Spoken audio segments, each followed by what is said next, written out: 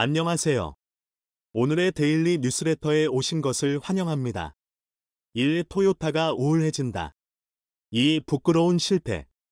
3. 한국은 결정적인 해결책을 찾았다. 한번 진실을 알아봅시다. 일본 아이치현 도요타시 본사에서 개최한 이번 주주총회에서 도요타는 새 회장을 선출하고 사토 고지 사장을 포함한 10명을 이사로 선임했습니다. 새 회장은 도요타 자동차를 창업한 도요다 기이치로 전 회장의 증손자로 무려 창업자 4세인 도요타 아키오였습니다. 도요타 아키오는 지난 2009년 사장에 취임해 14년 동안 회사를 이끈 뒤 올해 4월 회장직에 올랐습니다. 그런데 새로운 회장을 선출한 이번 도요타의 주주총회장은 그야말로 시끄러웠습니다. 세계적인 의결권 자문사 글래스루이스가 갑작스레 도요타의 창업자 4세인 도요다 아키오 회장의 선임을 반대하고 나선 것입니다. ISS와 함께 세계 양대 의결권 자문사로 통하는 글래스루이스는 도요타의 새 이사 후보자 10명 전원에 대해 충분한 수의 독립된 사회이사가 없고 적절한 감독 능력에 대해서도 우려한다. 그 책임은 도요다 회장에게 있다며 도요다 아키오 회장의 선임을 반대했습니다. 경영을 감시해야 할 사회이사가 적절한 감독 능력을 갖고 있는지 우려된다는 지적이었습니다. 하지만 도요타 자동차 측은 독립사회이사 선임안에 4명이 포함돼 있어 도쿄증권거래소의 기준을 충족한다는 입장을 보이며 창업 4세의 회장 선출을 강행했습니다. 그러나 글래스루이스는 독립사회이사 4명 중 1명은 도요타와 거래 관계에 있는 미쓰이 스미토모은행 부회장으로 독립적이라고 말하기 어렵다고 또다시 지적했고 미 최대 연기금인 캘리포니아주 공무원연금 캘퍼스도 도요다 회장의 재선임에 반대 입장을 표했습니다. 그런데 여기서 끝이 아니었습니다.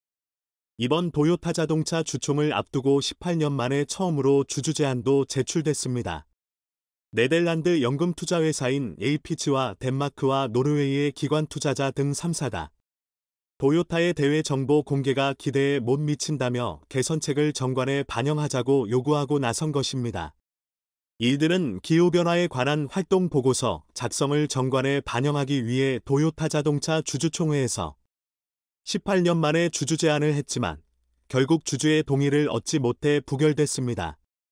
그러나 18년 만에 처음으로 주주총회에서 해외기관 투자자 3곳이 주주 제안을 시도했다는 사실과 세계적인 의결권 자문사인 ISS조차도 도요다 회장의 이사제 선임안은 반대하지 않았지만 대외 정보 공개에 대한 주주 제안에는 찬성 의견을 냈다는 사실이 알려지자 적지 않은 파장을 낳았습니다. 새로운 회장이 탄생하는 자리였지만 전 세계 각국이 하나가 되어 도요타를 맹비난하는 자리다 되어버린 것입니다. 그렇다면 대체 어떠한 이유로 도요타의 주주총회는 경영진을 비난하는 자리가 되었을까요? 그동안 도요타는 전기차 출시가 더디다는 이유로 환경단체들과 친환경 투자자들의 표적이 되었는데 이를 의식했는지 올해도 역시 연례행사처럼 전기차 관련 장밋빛 계획을 발표했습니다. 주주총회 직전 꿈의 배터리로 불리는 전고체 배터리의 내구성 문제를 극복했다며 실용화 시기로 2027에서 2028년 전기차 탑재를 목표로 한다고 발표했습니다. 그러면서 개발된 전고체 배터리를 탑재한 차량은 10분 이하의 충전으로 1200km를 주행할 수 있다고 장담했습니다. 미사여구를 제외하면 결국 2028년은 되어야 전고체 배터리를 양산할 것이라고 발표한 겁니다. 그런데 시장의 반응은 차가웠습니다. 여기에도 이유가 있습니다. 그동안 도요타는 전기차 시장에서 뒤처져 있지만 전고체 배터리를 양산하기만 하면 바로 역전할 수 있다며 그럴듯한 포부를 밝혀왔지만 실상은 참담했습니다. 처음에는 2022년에 양산 예정이라고 하더니 그 다음에는 2025년 양산 예정이라고 번복했고 이번에는 2028년 양산 예정이라고 발표를 한 것인데요. 1년에 3년씩 양산 일정이 늦어지는 것인데 이 페이스라면 도요타 전고체 배터리는 영원히 만나볼 수 없습니다. 말이 양산 계획이지 그냥 개발을 하지 못하고 있는 것입니다. 오죽하면 업계에서는 도요타를 두고 양측이 소년이라 비웃고 있습니다. 전고체 배터리는 양극과 음극 사이에서 이온을 전달하는 전해질이 액체가 아닌 고체로 대체된 차세대 배터리로서 리튬이온 배터리에 비해 에너지 밀도가 높아 누가 먼저 이를 양산하느냐에 세계 배터리 업계의 판도가 뒤집힐 것이라는 말이 있을 정도로 꿈의 배터리로 여겨집니다.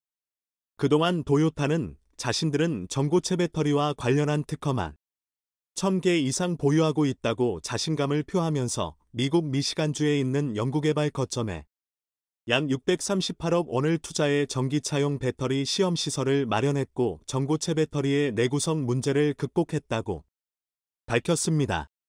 하지만 올해 발표에서도 양산 시점은 또다시 2028년으로 늦어졌으니 양측이 소년이라는 별명이 붙은 겁니다. 그럼 과연 꿈의 배터리라 불리는 전고체 배터리 양산은 누가 먼저 시작할까요?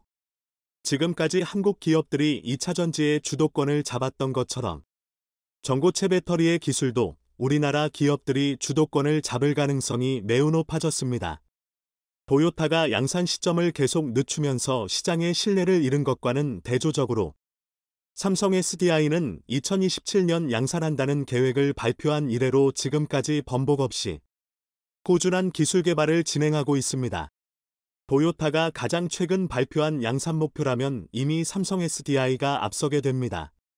특히 삼성 SDI는 전고체 배터리 개발에 있어 도요타와 다른 개발 방향을 취하고 있다는 점이 주목됩니다. 가장 눈에 띄는 점은 개발에 이용된 전해질이 종류에서 차이가 난다는 점입니다. 도요타와 삼성 SDI 특허에서 전해질에 관련된 내용을 살펴보면 두 기업 모두 황화물계 전해질을 사용했습니다.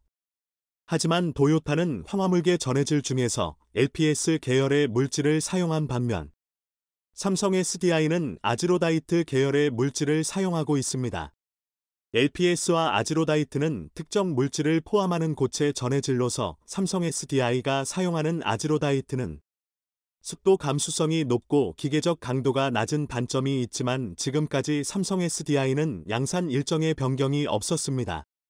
반면 LPS를 기초로 양산을 계획한 도요타는 양산 계획을 계속 변경하고 있습니다. 이것을 미루어 보면 삼성 SDI가 사용하는 아지로다이트가 도요타의 전고체 배터리 관련 특허를 피하고 있으며 또한 양산 가능성이 더 높은 고체 전해질 물질로 판단됩니다. 삼성 SDI의 경우 모음극 배터리의 원천 기술을 가지고 있어 기술의 경쟁력이 있지만 한계점 극복을 위한 기술 개발이 필요해 보입니다. 최근 등록한 특허 KR10 2023-0006-324A를 보면 고체 전해질의 산소, 브롬 및 아이오딘을 추가하여 수분 안정성을 증가시키는 기술적 움직임을 엿볼 수 있습니다. 도요타의 경우 이번 발표에서 전고체 배터리 내구성 문제를 극복했다고 발언했는데 도요타가 말하는 내구성은 물리적 내구성과 배터리의 충방전 능력을 포함하는 개념이었는데요. 과연 어느 정도 문제점을 극복했는지가 관건입니다. 과연 무음극 배터리의 원천 기술을 가지고 있는 삼성 SDI와 전고체 배터리 개발에 모든 것을 걸고 있는 도요타 중에서 어느 기업이 전고체 배터리의 패권을 가져갈까요?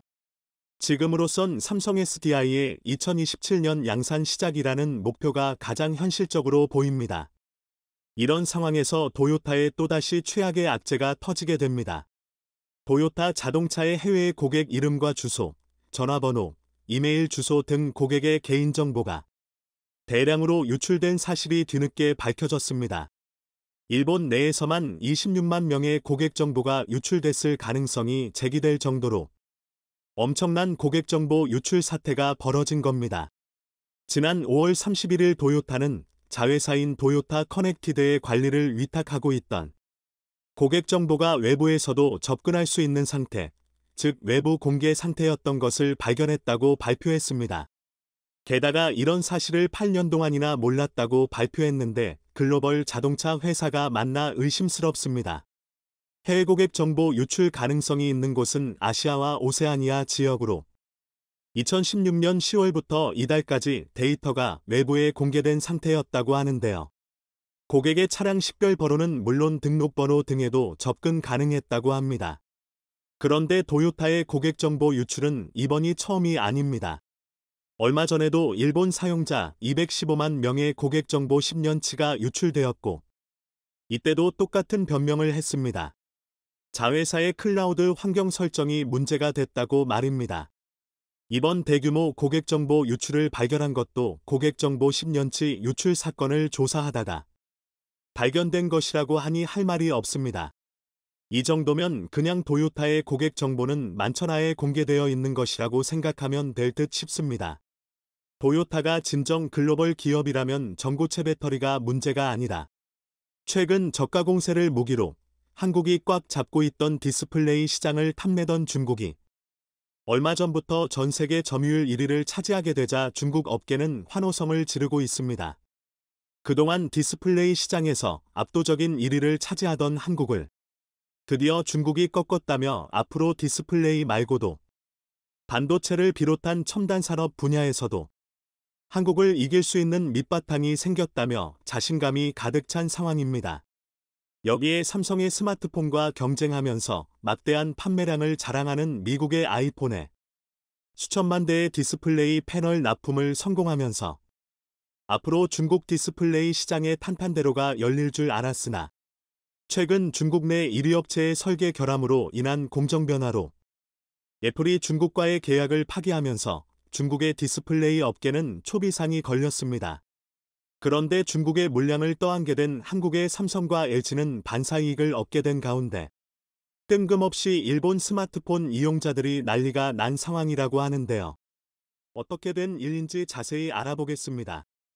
최근 글로벌 디스플레이 시장, 그 중에서도 LCD 시장에서 한국이 힘을 쓰지 못하고 있습니다. 삼성과 LG 디스플레이 측에선 앞으로 LCD 패널의 생산과 연구 개발을 중단한다고 밝히며 그동안 한국의 첨단 산업과 성장 궤도를 같이 해온 LCD 산업이 저무는데 큰 아쉬움이 남는 상황인데요. 몇 년 전까지만 해도 디스플레이의 절대 강자로 불리던 한국의 LCD 산업이 이렇게 몰락한 이유는 중국산 디스플레이의 저가 공세와 수년 전부터 반복된 한국산 기술 탈취가 그 원인으로 지목되고 있습니다. 한국의 LCD 산업은 초창기엔 일본의 견제를 받았지만 기술력과 품질로 일본의 디스플레이를 압도하고 TV 시장에서 압도적인 품질을 보여주는 등 세계 정상의 자리에 올라섰습니다. 이 과정에서 한국의 기술력을 전 세계에 알리는 것은 물론이고 수십만 개의 일자리를 창출하면서 국가 경제에 이바지했지만 아쉽게도 6월을 마지막으로 삼성 디스플레이에선 하나 남은 LCD 생산 라인마저 가동을 중단하며 한국의 LCD 사업은 역사의 뒤안길로 사라질 예정입니다.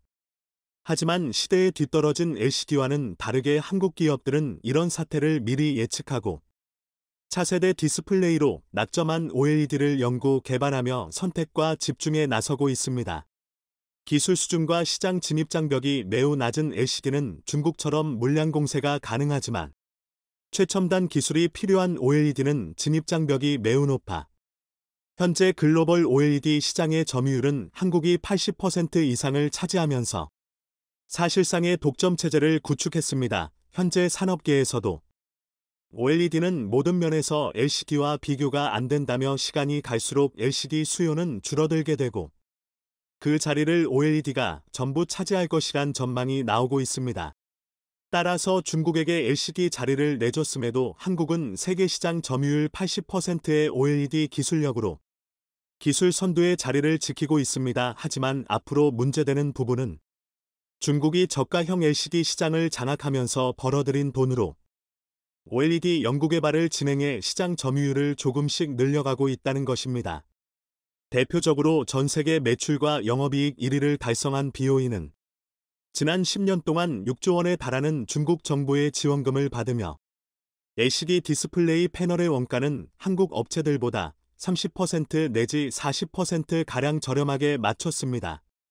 이렇게 LCD를 통해 벌어들인 돈으로 OLED에 진출하며 그동안 한국의 삼성과 LG가 독점하고 있던 아이폰에 탑재되는 OLED 디스플레이에 중국제 BOE 디스플레이 패널이 납품되는 지경에 이르렀습니다. 2020년경 BOE는 아이폰 12 디스플레이의 교체품 공급사로 채택되었고 2021년엔 더욱더 깊숙이 진출해 매우 소량이지만 아이폰 13의 OLED 디스플레이를 공급했습니다. 이어서 올해는 아이폰 14의 디스플레이 패널 공급 계약을 새롭게 체결하면서 삼성과 LG가 나눠먹기 하던 애플의 디스플레이 공급망에서 새로운 경쟁자로 부상했습니다. 과거엔 기술력이 부족해 애플 공급망에 참여할 수 없었지만 7.8기로 도전한 결과 중국산 OLED 디스플레이를 납품하며 한국 업체들을 제치고 진정한 세계 1위로 거듭나려는 시도를 하고 있습니다. 지난해 진행된 계약대로라면 BOE는 올해 애플의 OLED 패널 5천만 장을 납품하는 것으로 예정되어 지난해부터 OLED 제조 시설에 대한 전폭적인 투자를 감행했습니다. 5년치 영업이익금에 해당하는 6조 원을 들여 새로운 OLED 공장을 신설하고 라인을 갖췄다는 것입니다. 이번 투자에도 역시나 중국 정부의 조단위 지원금과 중국 은행의 특별 대출이 있었다고 전해지는 가운데 최근 중국 디스플레이 업계에게 청천벽력 같은 소식이 전해졌습니다. 애플이 BOE의 OLED 디스플레이 패널 공급을 전면 취소하며 수천만 대에 달하는 물량을 삼성과 LG에게 몰아주기로 결정했다는 상황입니다. 애플 측은 중국 BOE가 아이폰 13에 탑재되는 패널의 설계를 임의대로 수정한 것을 두고 신뢰관계가 깨졌다고 판단한 것입니다. 삼성이나 LG보다 기술력이 낮은 BOE는 양품 비율, 즉 수율을 높이기 위해서 아이폰 13에 탑재되는 방막 트랜지스터의 회로 설계를 변경했습니다. BOE 측에선 지금 당장 문제되는 것은 없다고 주장하지만 설계가 변경되면서 기존의 안정성 테스트와 다른 조건이 만들어져 차후 문제를 일으킬 가능성이 높고 제품의 기대 수명에도 안 좋은 영향을 준다는 게 전문가들의 분석입니다. 즉 BOE의 설계 변경 조치는 안정성을 담보로 생산량을 늘리는 조치였기에 만에 하나 아이폰에 문제가 생길 경우 애플 브랜드 자체 신뢰도에도 문제가 생길 수 있는 일입니다. BOE는 자사 고위급 임원을 애플 본사에 파견하여 설계 변경에 대한 기술적인 소명을 했지만 BOE와의 공급계약 철회라는 애플의 결정을 바꾸지 못한 것으로 보입니다. 여기에 추가로 기존의 BOE와 계약했던 하반기에 사용할 3천만 개의 아이폰 패널 물량을 삼성과 LG가 나눠서 배정받을 것이란 관측이 나오며 한국 디스플레이 업계가 때 아닌 수혜를 볼 것으로 보입니다. 여기에 BOE는 창사 이래 최대 위기를 맞게 되었습니다. 애플의 공급사로 채택되면서 중국 정부와 은행에게 돈을 빌려 수조 원 규모의 공장을 신축하는 등 막대한 투자를 했지만 이번에 기술력의 부족으로 인한 설계 변경과 공급계약 철회로 인해 수조 원짜리 공장이 공급사를 찾지 못하고 먼지만 날리게 된 상황입니다. 다른 공급사를 찾기도 어려워진 상황입니다. 애플에게 계약을 철회당한 BOE에 대한 기술력과 신뢰도에 문제가 생기면서 아무도 BOE 패널을 탑재하지 않으려 하고 있습니다. 세계 디스플레이 시장 1위 국가인 중국의 1위 업체인 BOE에서 이런 일이 발생하자 중국 디스플레이 업계 전반적으로 신뢰도에 타격을 받고 있습니다. 게다가 BOE에게 디스플레이용 부품과 소재를 납품하던 협력업체들도 하루아침에 일감을 잃어버리게 된 상황입니다. 그런데 여기에 뜬금없이 일본의 스마트폰 소비자들이 나서서 한국산 제품으로 갈아 끼워달라는 요청을 하고 있는데요. 일본은 전통적으로 아이폰 점유율이 매우 높은 국가입니다. 몇 년 전까지만 해도 아이폰 점유율이 70%에 육박할 정도로 전 세계에서 압도적으로 제일 높은 수준입니다. 일본이 아이폰을 많이 사용하는 이유는 세계 1위 점유율을 기록 중인 한국의 스마트폰에 대한 반감과 일본 자국산 제품의 부진이 복합적으로 작용한 결과로 분석됩니다. 여기에 일본 특유의 전체주의 문화로 많은 사람들이 선택하는 스마트폰을 무의식적으로 따라 선택하는 경향이 있습니다. 세계 어떤 나라에서도 일본처럼 스마트폰 점유율이 극단적으로 편중되는 곳이 없습니다. 결론적으로 일본은 한국의 스마트폰을 사용하지 않으려고 했지만 놀랍게도 아이폰 부품 중 절대 다수는 한국산입니다. 아이폰의 가격을 차지하는 원가 중 30%가량이 한국 제품으로 그 중에서도 디스플레이나 배터리와 같은 중요한 부품이 대부분 한국산입니다. 이번에 아이폰에 탑재된 BOE 패널이 문제를 일으켰다는 소식에 일본의 아이폰 사용자들은 크게 당황하면서 자신의 스마트폰 속에도 중국제 BOE 패널이 탑재되었는지 여부를 확인하는 움직임이 급격히 늘어났다고 합니다. 특히 BOE 패널은 극소량만이 아이폰에 탑재되었고 삼성이나 LG의 패널보다 품질이 떨어지기 때문에 같은 가격을 주고 아이폰을 구매했는데 누구는 한국산 부품이 들어가고 누구는 중국제 부품이 들어가는 것은 불공평하다는 소식입니다. 실제로 일본 유튜버들을 중심으로 간단한 어플리케이션 프로그램을 통해 자신의 디스플레이 제조사가 어디인지 확인하는 방법이 알려지고 있으며 한국의 삼성이나 LG 디스플레이로 확인되면 일본 사용자들은 다행이라며 안도하는 반응이지만 중국제 BOE 디스플레이가 탑재된 사용자들은 품질과 내구성에 대해 상당히 고민하고 있는 상황입니다. 스마트폰 특성상 예지 기간이 한정되어 있기에 무상 수리 기간이 다가오는 사용자일수록 중국의 패널을 선호하지 않는 것은 당연한 일입니다. 이번 중국제 BOE 패널 문제와는 관련 없어 보이지만 최근 일본에서 삼성의 스마트폰이 대반전을 일으키고 있습니다. 그동안 한국산이라는 이유로 외면받았지만 디자인과 기술력을 앞세워 공략한 결과 최근 대략 14%의 점유율을 기록하면서 일본 시장 점유율 2위를 기록한 것인데요.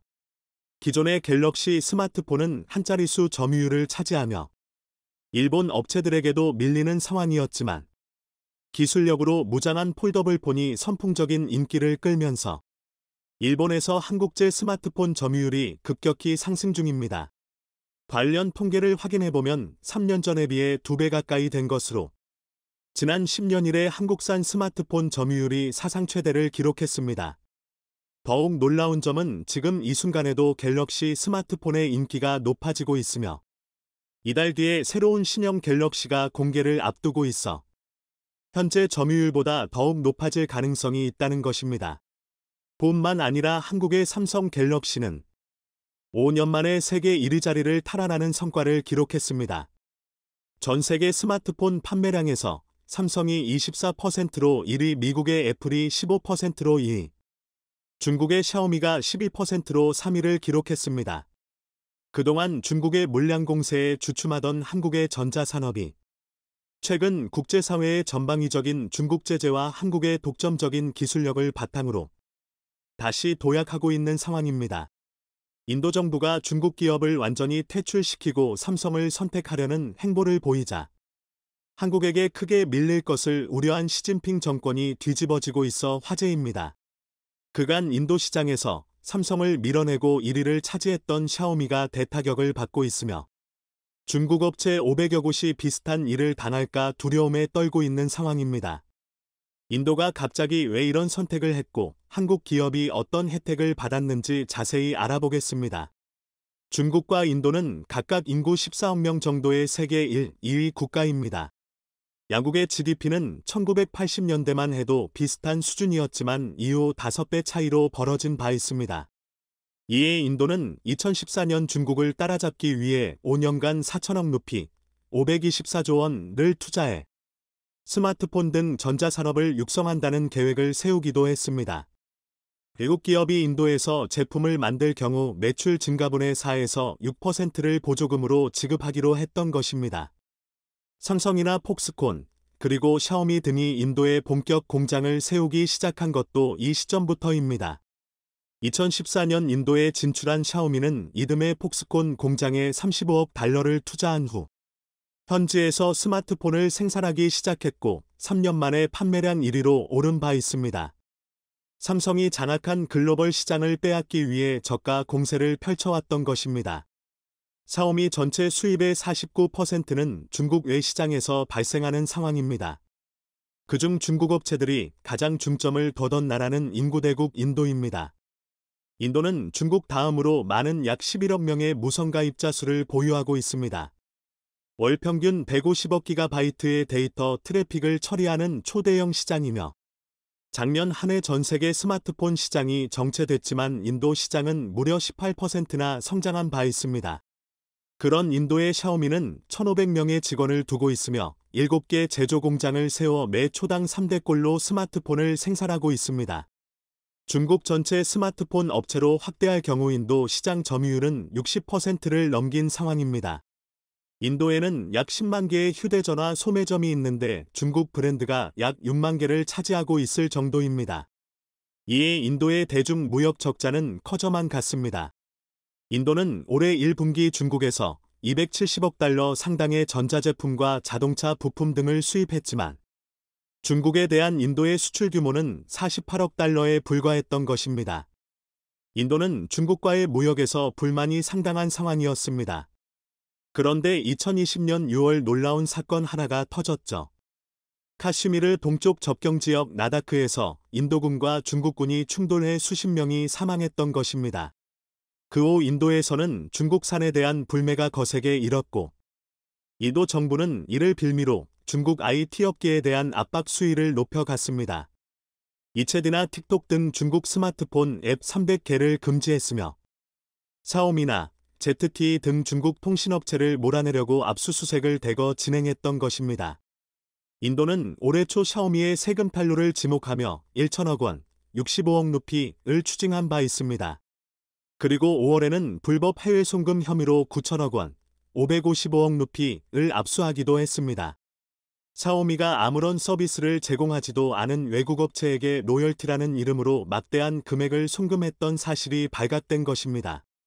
중국 모회사의 지시에 따라 송금했던 것인데 위반 사실이 확정된다면 탈세 금액의 3배 이상의 벌금을 물어야 하는 상황입니다. 그런데 중국 업체의 부정행위는 샤오미만의 일이 아니었습니다.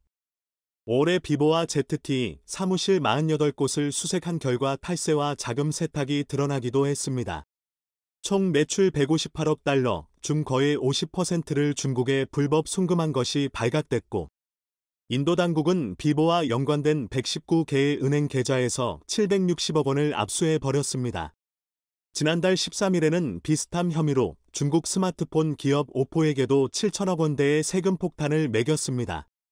이 밖에 화웨이, 알리바바 등 500개의 중국 기업이 조사 대상으로 찍혀 중국 내 분위기는 그야말로 쑥대밭이 되고 있는 상황입니다. 하지만 중국은 인도 시장을 잃을까 보복성 조치를 내놓지 못하고 있습니다. 중국 외교부 대변인은 인도 정부가 법률과 규정에 따라 조사하고 중국 기업에 대해 비차별적인 비즈니스 환경을 제공하길 바란다고 언급했을 뿐입니다. 하지만 중국 업체의 이미지는 세계 여러 나라에서 갈수록 나빠지고 있습니다. 최근에는 샤오미가 보증기간 내 휴대전화 결함 수리를 거부했다는 이유로 이탈리아 당국으로부터 수십억 원대 과징금을 부과받기도 했습니다. 결국 버티다 못한 중국 업체 중 일부는 인도에서 철수 선언을 한 곳도 나타나고 있습니다. 7월 중국 스마트폰 제조업체 아너가 인도 철수를 결정했는데 아너는 화웨이 그룹이 운영하던 중저가 스마트폰 브랜드를 판매했던 업체입니다. 이런 와중에 인도는 중국 업체를 몰아내기 위해 특단의 대책까지 내놓은 상태입니다. 지난 8일 블룸버그 등 외신들은 인도 정부가 중국을 겨냥해 150달러, 20만 원 미만의 스마트폰 판매를 금지하려 한다는 보도를 긴급 뉴스로 타진한 바 있습니다. 이 정책이 시행되면 샤오미, 리얼미, 오포 등 중국 업체들이 대타격을 입는 것입니다. 인도 전체 스마트폰 시장에서 저가형이 차지하는 비중은 33%로 이중 중국산이 80%를 장악하고 있었기 때문입니다. 최근에도 샤오미는 18만 원대 폰을 출시하며 인도 시장을 노리려 했습니다.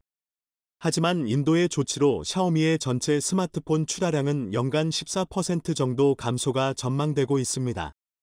해당 소식은 신화파이낸스 등 중국 언론을 통해서도 대서특필되며 큰 충격을 나타내고 있습니다. 최근 1년간 샤오미의 주가는 거의 3분의 1 토막이 난 것도 이와 무관하지 않다는 분석입니다. 반면 대다수 모델 가격이 150달러를 넘긴 삼성폰은 영향을 거의 받지 않는 것으로 나타났습니다.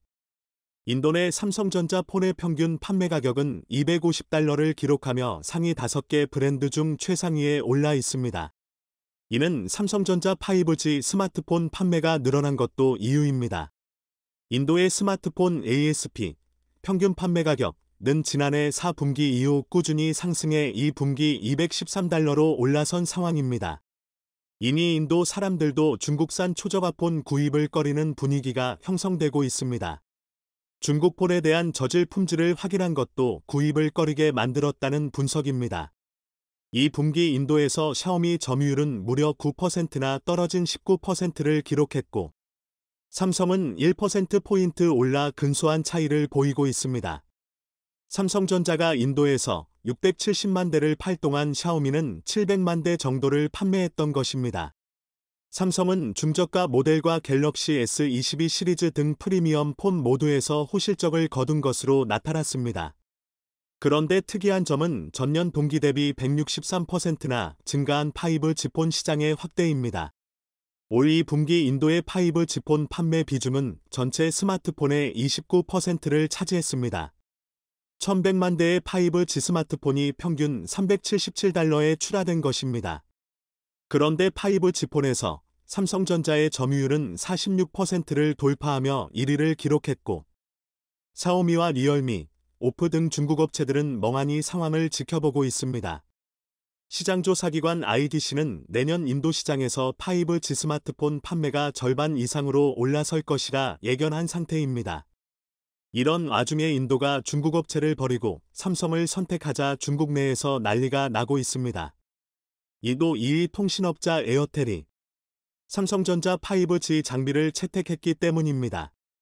1995년 설립된 에어텔 그룹은 전 세계 무선 가입자 약 4억 9천만 명을 보유하고 있습니다. 세계 4위 업체로 17개국의 유무선 통신 서비스를 제공하고 있기에 삼성은 에어텔을 매개로 타 지역으로 영역을 넓힐 수 있을 것으로 기대하고 있습니다. 에어텔 CEO는 우리는 인도의 5G 혁신을 주도할 준비가 됐다며 삼성전자의 초고속 서비스 역량을 활용해 함께할 것이라 밝히기도 했습니다. 기존 에어텔의 통신 장비를 제공했던 업체는 중국 화웨이와 ZTE였습니다. 2020년 초 에어텔은 화웨이의 5G 장비를 염두에 두고 테스트를 했을 정도입니다.